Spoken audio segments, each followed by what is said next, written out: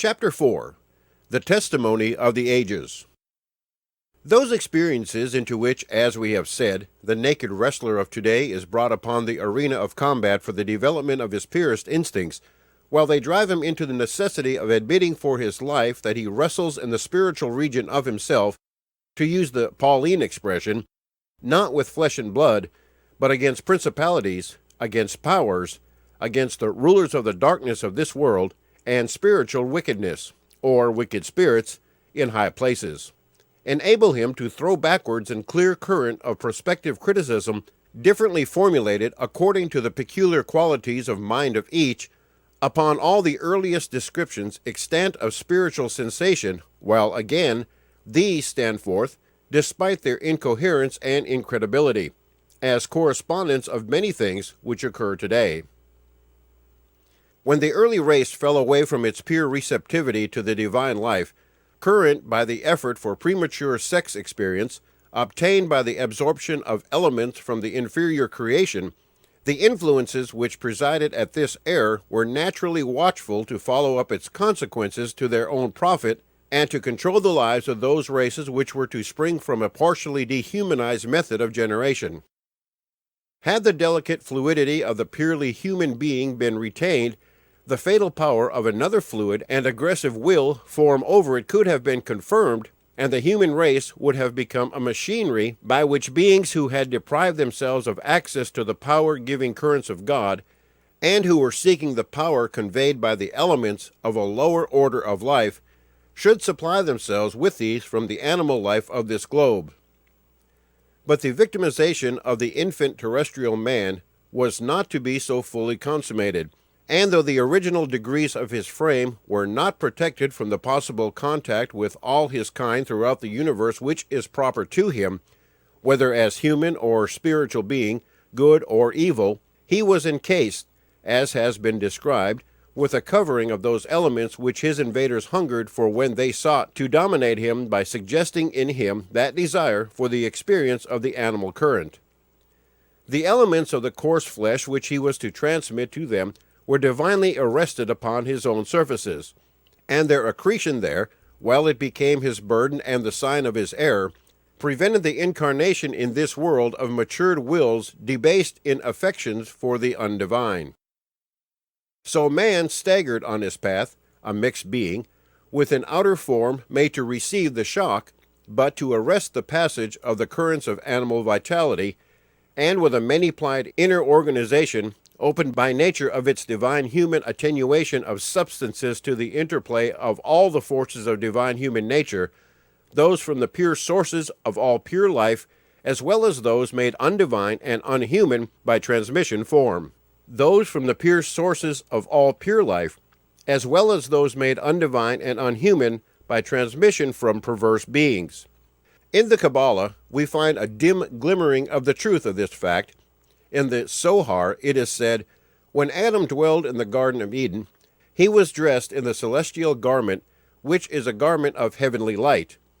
But, referring to his expulsion from the Garden of Eden, when he became subject to the wants of this world, it is written, the Lord God made coats of skin unto Adam and his wife, and clothed them. For prior to this they had garments of light of that light which was used in the Garden of Eden. In other words, the bodies of the protoplasts were not of the grosser form which constitutes our bodies, but after the fall, God made them coats of skins of animals, or substituted the animal accretion for the fluid or luminous condition.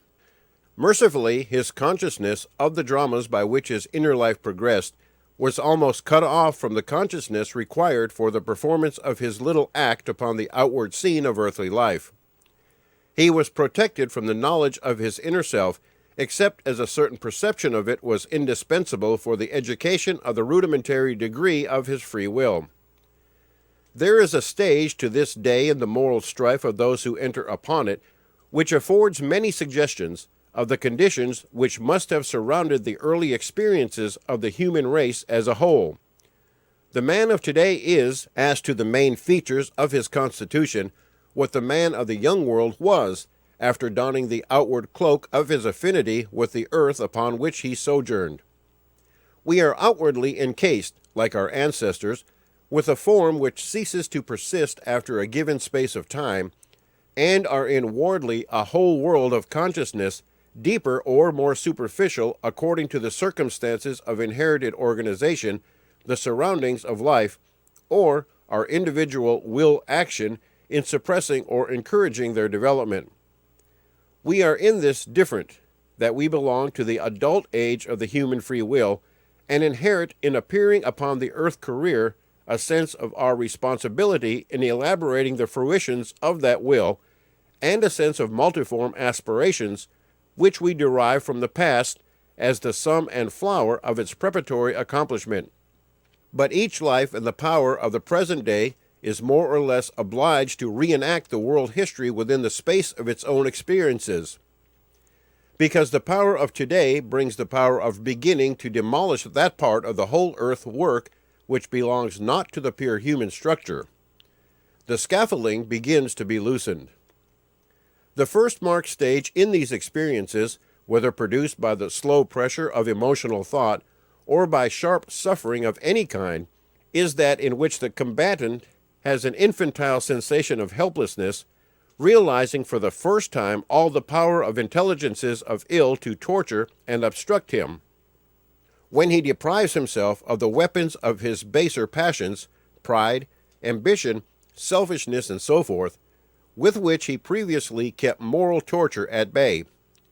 This helplessness, which in weak natures and under unpropitious circumstances creates despair,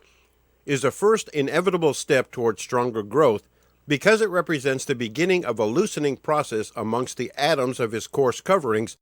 which have been the media of transmission for all such gross forces as pride, ambition, and selfishness.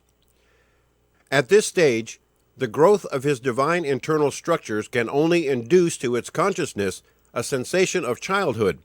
and this is why, during recent centuries, all instances of singularity, advanced moral development have shown a tendency to fall into intellectual weaknesses. The time had not come for the full outgrowth of the inmost spiritual into the outer rational and physical degrees of the human being, and in those cases where, to keep alive the belief of humanity in the spiritual and its power of growth, certain individuals or small bodies of people were endowed with an irresistible impulse to allow the deep well of their moral genius to send forth a jet through its outer mental and physical organic mechanism into the world, this mechanism has invariably weakened or has succumbed. The high spirits and the ardent consciences of the past have been martyrs in intellect or body to themselves, where the world's resistance has not martyred them from without. Thus the childish quality attended inevitably in past ages all deep morality, both in the lives and teachings of its few deep moralists. They were as the child prophets of its maturity, and, as we have said, there is an interval still in each moral strife, where the solidity of the flesh yields to the pressure of the spirit, and a transitional repetition is made of the conditions in which the race in its infancy must have found itself before sufficient time had elapsed for the animal accretion to acquire the full substantial consistency with which, during the vast space of ages that has intervened from then till now, it has overlaid the terrestrial man. The difference is that now this condition is a transitional and often rapid one in the individual life history, between the denseness of the flesh covering and an attenuation of it which is destined to increase, while then it was a slow transition in the race life history between the original freedom from all solid earth elements and the heavy deposit of them which finally enveloped each human organism. Many people engaged in the effort we described must necessarily be protected at first from the opening of their consciousness into those deeper realms of being where they become aware that they meet and communicate face to face with the inner personalities of the people still living on this earth or of those removed from it. The protection of the vast majority from these experiences is a matter of the most imperative necessity, because the sensitive physical conditions induced by such opening of the consciousness cannot, at this early stage of our great revolutionary movement, be wholly avoided, and as few organisms as possible and only those specially designed to endure it, must be employed for the acquisition of such knowledges as are obtained by experimentalization in these regions of the being. These few perhaps alone read clearly, and to their cost, between the lines, some of the strange old records, of which the oldest obviously were not inscribed until long ages after the periods to which they refer, but which nevertheless hold barely traceable remnants of traditions of that early stage, whose likeness to a space of each modern moral life we have suggested. However unimportant, as has been affirmed, it may be to hold any view whatever connected with the first origin of those forms of the human will, to the early inhabitants of this planet introduce the moral poison to it,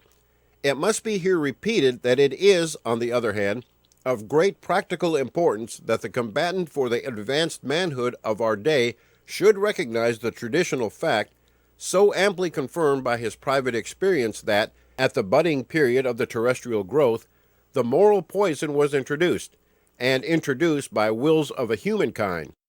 It is important for this reason that the great work of the growth period upon which the terrestrial human race is entering today is destined to dominate the results of the earliest eras of the race. It is destined to disintegrate and, in time, to shed every particle of the organized deposit which, in the increased complication of the terrestrial growth of humanity, has accreted throughout and about it, for it cannot fulfill its function of eliminating from the modern man those parts of his being which do not belong to the true manhood, without encountering and also eliminating from the whole body of terrestrial humanity in every scattered fragment of it. Wherever each may find itself today, every ancient element or form of discord, down to the very first, introduced at the first period of error, and the actual fact of the solidarity of the race, which has been as a dream or a watchword, a faith or a standard for revolt, now steps forth upon the clear perceptions of men as a reality which must be accepted. If their labor in the high paths open to them now would be successful, and while the incidents of that labor illuminate the truth of the solidarity, we find ourselves struggling not less against the impediments that still cling around the Adam and Eve portion of our vast fraternity, in whatever spaces of the universe they may be growing, than against our own organic inheritance of disease and grief, of which the earlier Adam and Eves permitted the seeds to be planted. The ancient stories about the earliest conditions of man on the globe after the introduction of evil are too full of fantasies and of puzzled conjectures to give of themselves clear information upon the subject, yet amongst them all, and with the light of present knowledge, much that is interesting can be noted.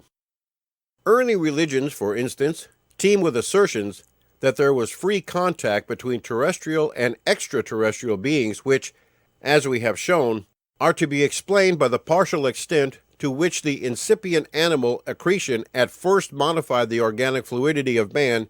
and which would necessarily have left the outer degrees of the form still capable of interflowing in the manner now designated as spiritual. Thus the ancient dynasties of Egypt, Assyria, Peru, and Mexico were supposed to have had a divine origin, and the existing dynasty of Japan claims to be in direct descent from the goddess Tenzio Daisen.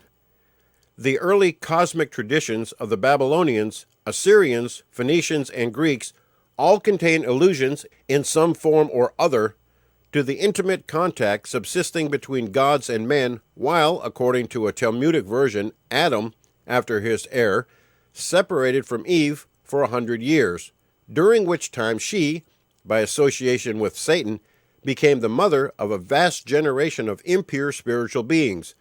But the illustration most familiar to our readers is that contained in the 6th chapter of Genesis, where it is stated that the sons of God saw daughters of men that they were fair, and they took them wives of all which they chose, and that the result of these unions were mighty men which were of old men of renown. And these were they of whom the record adds that their wickedness was great in the earth, and that every imagination of the thoughts of his heart was only evil continually. But the fact of the dual nature of God as male and female, which presses itself upon the consciousness of each individual now, wherever that is open onto the deepest internal degrees of his own nature, and which must have been fresh and full in the young perceptions of the original races, appears also in countless points of the ancient records. Thus, in the Egyptian religion, we have the supreme feminine principle represented variously under the forms of Maut, Neith, or Hathor, forming one with E, or under another combination, Isis forming one with Orisis, and out of their dual nature, generating the dual principle of the universe. In the Chaldeo-Assyrian religion, we have the Ilu, the universal and mysterious source of all, subdivided into the triad composed of Oannes, Bel, and Eo, the maternal emanation, the organizer, and the divine intelligence, with their corresponding female reproductions, or, to use the word on the inscriptions, their reflections, Anat, Bilit, and Tanuth. In the Babylonian cosmogony, Bel and Bilit became the generations of the determinate existence of the universe from its previous indeterminate condition. At a later date, the Magism of Medes derived from Ormuzd and worshipped an androgynous being. The conception of the primal dual godhead seems, however, more clearly to have been apprehended by the Phoenicians and the original inhabitants of the regions known to the present day as Syria and Palestine than anywhere else. The deity here worshipped was supposed to contain the active and passive principles, male and female, and thus to be a duality in unity. In the inscriptions of Phoenicia, the goddess is described as the manifestation of the god to whom she corresponds. She is considered the subjective form, not differing from him essentially, but yet differing so far as to be distinctly conjugally associated with him, as Baal Sidon and Ashtaroth at Sidon, Baalith and Thamus at Gebel, Shed and Shedeth among the Hittites, Hadad and Atrazath among the Armenians, and Reseh and Anath in other parts of the country, at Carthage as Baal, Hamon, and Tamith, and, under the name of Aphrodite, the androgynous Syro-Phoenician nature goddess was worshipped with the surnames of Cyprus and Cytherea in Greece and on the shores of Italy. At Afka, where the river Adonis gushes from its rocky source and furnishes the scene of the mythical legend, are the remains of the temple dedicated to the rites arising out of this dual sex worship, which were also celebrated with great pomp at Byblos, and in the Haran the emblem still remains, indicating a center of Baal worship in close proximity to the site of Ashtaroth, the feminine complementary center.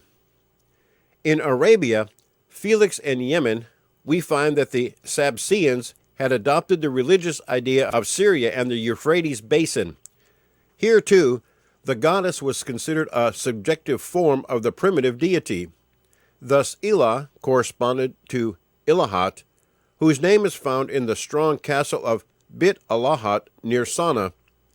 and not far from Aden. Athor, considered as masculine, was accompanied by Ashtoreth, the decomposition into two persons of the androgynous Vems of Syria. In Arabia Felix, among the Nabateans, we find the deity first in rank to be El-Ga, the lofty god, and with him his feminine complement under the name of Alath. It is scarcely necessary to allude to the presence of this principle from the earliest times of the Vedic system of India, where the dual deity appears in the names of Amba and Bhava of the Hindu mythology. And ample traces of it remain to this day in the worship of its inhabitants. It impregnated from remote antiquity the religions of all the Indo-European nations, particularly the Greeks and Scandinavians, becoming, however, debased into pantheism, which likewise characterized its later development among the Semitic races. But the most familiar illustrations of the early perception of the dual nature of the divinity are to be found in the Judaic literature.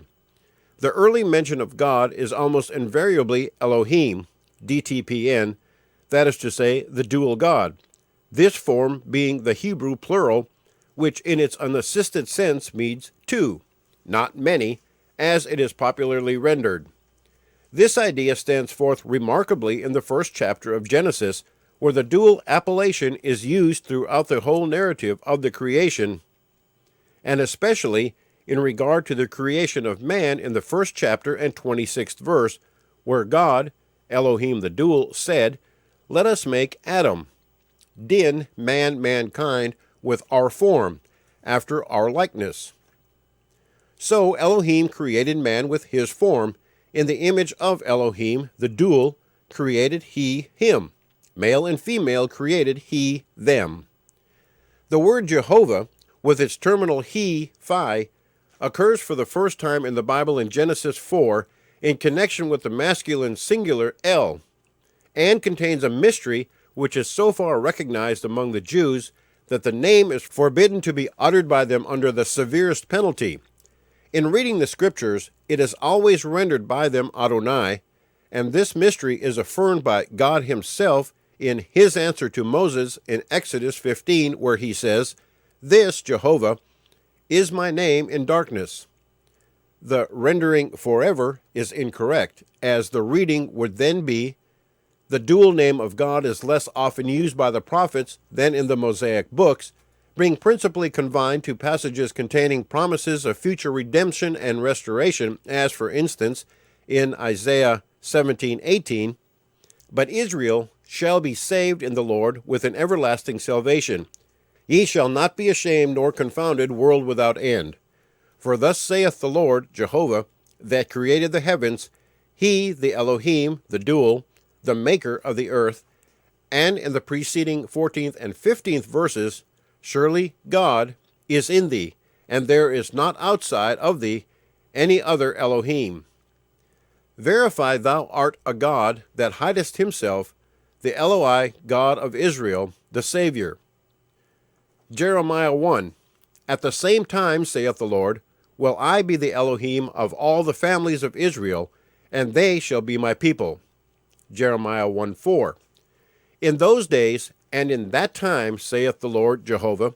the children of Israel shall come, they and the children of Judah together, going and weeping. They shall go and seek the Lord Jehovah, their God Elohim." Ezekiel 24,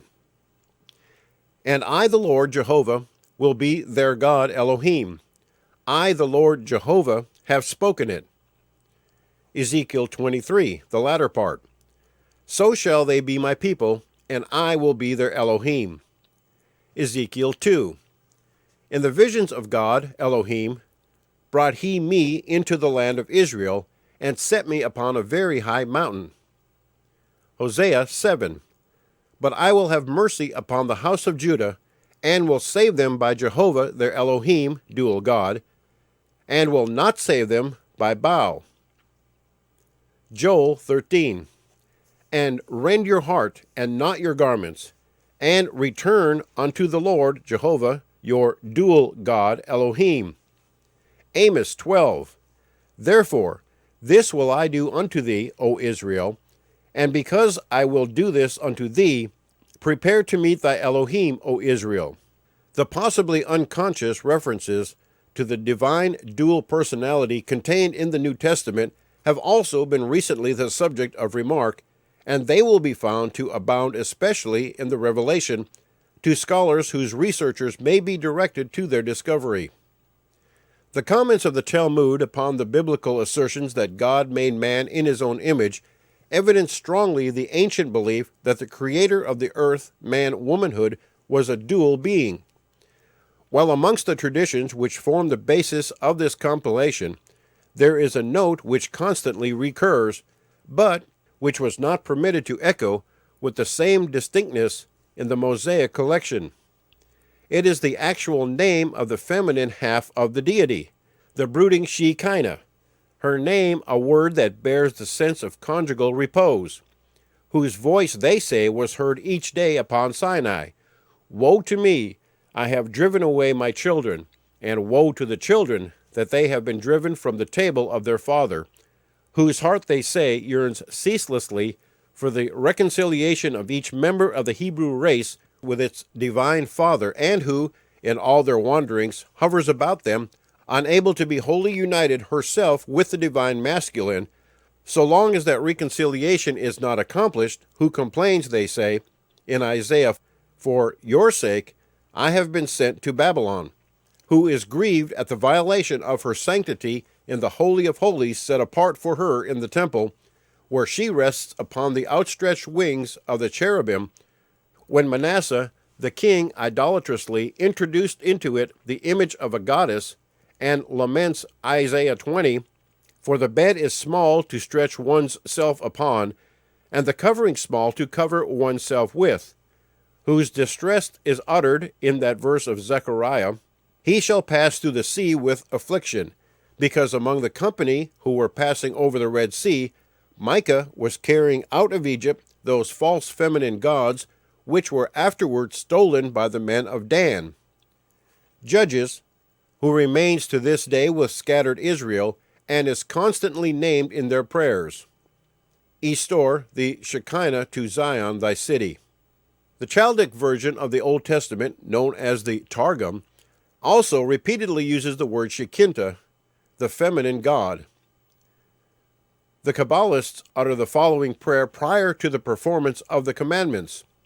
"For the reunion of the Holy One, blessed be his name, and his Shekinah. I do this in love and fear and love, for the union of the name." The Hebrew word tinpi has been mistranslated in the English version into "I have sent," masculine, high with TV feminine, into a perfect harmony. The Kabbalah, that whispering from primeval knowledges, the most jealousy enshrouded with the darkness of mysticism and concealment,